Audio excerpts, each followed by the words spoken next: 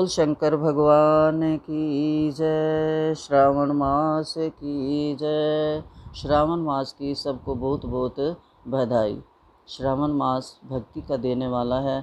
शंकर भगवान कल्याण करने वाले हैं। उनका ये महापवित्र जो मास है श्रावण का, इसका लाभ उठाएं। शंकर जी पे जल चढ़ाएं, शंकर जी की पूजा करें, क्योंकि शंकर जी बहुत भोले हैं। वो थोड़ी सी पूजा से ही खुश हो जाते हैं, खाली एकमात्र जल के लोटे से खुश हो जाते हैं।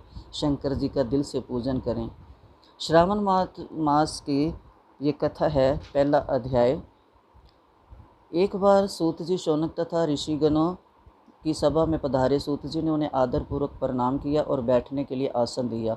उनके बैठने के बाद मुनि श्री शौनक जी ने सूत जी से पूछा, हे प्रभु, हम सब मुनियों की इच्छा हो रही है कि आप हमें कोई ऐसी कथा सुनाइए जिसे सुनकर हम सब तृप्त हो जाएं।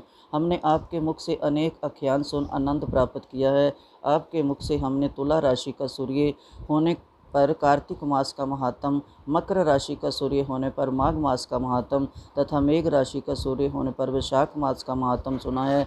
अब इन मासों से भी उत्तम कोई मास हो तो हम उसका महात्म सुनना चाहते हैं। शौनक जी का आग्रह कर सूत जी बोले, बड़े प्रेम से पूर्ण शब्दों में बोले कि श्रोताओं में श्रेष्ठ निम्नलिखित 12 गुण होने चाहिए।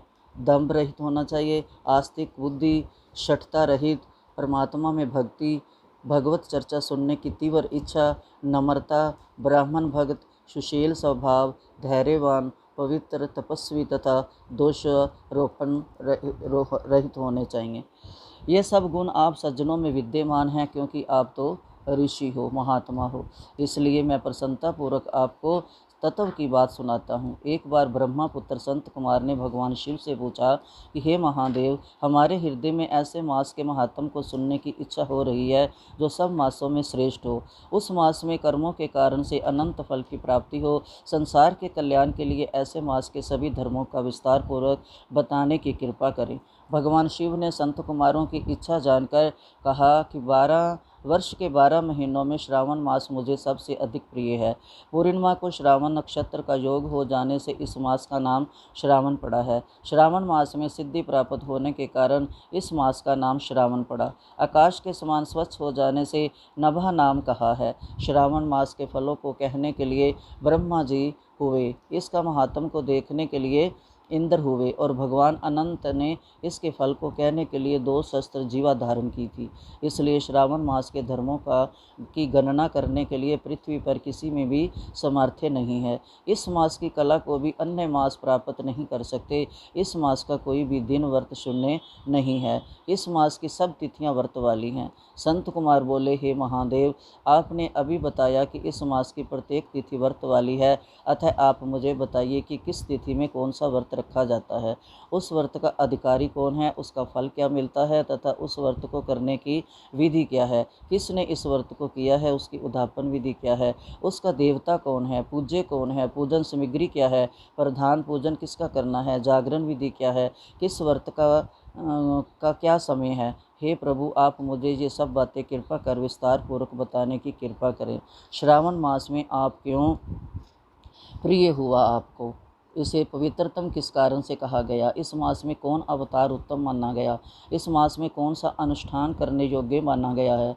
हे प्रभु, आप सब प्राणियों के लाभ के लिए मुझसे कहें। रविवार से शनिवार तक जो व्रत आदि किए जाते हैं वह कृपया कर बताने का कष्ट करें। आप सब देवताओं में बड़े होने के कारण महादेव कहलाते हैं। पीपल के पेड़ में तीनों देवा ब्रह्मा, विष्णु और महेश का निवास कहा गया है, उसमें भी आपका निवास सबसे ऊपर कहा गया है। आप कल्याण रूप होने के कारण, शिव पाप नाशक होने के कारण हर कहलाते हैं। शरीर में गणेश जी का अधिष्ठान रूप 4 दल का मूलाधार नाम का चक्र है। उसके ऊपर 6 दल का ब्रह्मा जी का अधिष्ठान नाम का दूसरा चक्र है। सबसे ऊपर 10 दल का भगवान विष्णु का मणिपुर नामक तीसरा चक्र है। चौथा चक्र हृदय में 12 दल का अनाहत नाम का है। इस चौथे चक्र में आपकी स्थिति कही गई है। आपका निवास सबसे ऊपर होने के कारण आपको मुख्यता कहा गया है। इसलिए आपका पूजन करने से पंचायतन का पूजन होता है। अन्न को ब्रह्मामय कहा गया है। भगवान विष्णु जल रूप कहे गए हैं। जब आप इस अन्न और जल को ग्रहण करते हैं तो आपकी प्रवीणता में किसी को लेश मात्र भी संदेह नहीं रहता। आपका शमशान और पर्वत पर निवास सब प्राणियों को विरक्त का संदेश देता है। आपके यश का वर्णन करना वाणी से परे की बात है। बोल शंकर भगवान की जय।